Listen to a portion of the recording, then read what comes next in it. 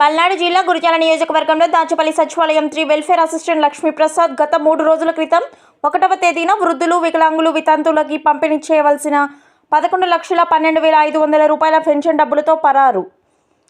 దీనితో Dachepalli commissioner police స్టేషన్లో ఫిర్యాదు చేశారు. ఈ మేరకు తాజాగా welfare assistant Sampathi Lakshmiprasad selfie video ద్వారా తప్పును ఒప్పుకున్నాడు. ఆన్లైన్ బెట్టింగ్లు వేసి డబ్బును పోగొట్టుకొని మోసపోయానని, తాను చేసిన తప్పుకు 2 రోజులుగా తమ భార్య పిల్లలు ఏమీ తినలేదని వాపోయాడు.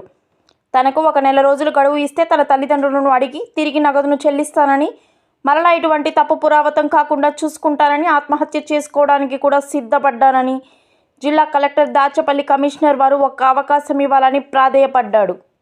నా పేరు లక్ష్మీప్రసాద్ సార్. నేను ఆన్లైన్ బెట్టింగ్ నమ్మి ఎన్నో డబ్బులు పోగొట్టుకున్నాను సార్. గవర్నమెంట్ డబ్బులు పోగొట్టాను సార్. నేను ఆన్లైన్ బెట్టింగ్ నమ్మి మోసపోయాను సార్. నేను తప్పు చేశానని నాకు ఈరోజు అర్థమైంది సార్. నేను తప్పు చేశాను సార్. నన్ను క్షమించండి సార్. కమిషనర్ గారు నన్ను క్షమించండి సార్. నాకు 1 నెల అవకాశం ఇస్తే నేను ఆ డబ్బులు ఎలాగైనా సరే మా అమ్మ మా నాన్నలు బతిలాడుకొని నేను తెచ్చి కట్టగలను సార్. నాకు ఒక అవకాశం ఇవ్వండి సార్. ఈరోజు నేను చేసిన తప్పు వల్ల నా భార్య, పిల్లలు మేమంతా రోడ్డు మీద పడి ఉన్నాం సార్. పిల్లలు 2 రోజుల నుంచి ఏం తినలేదు సార్. ఎన్నో ఇబ్బందులు పడుతున్నాం సార్. నాకు 1 నెల అవకాశం ఇప్పించండి సార్. నేను తప్పు తెలుసుకున్నాను సార్.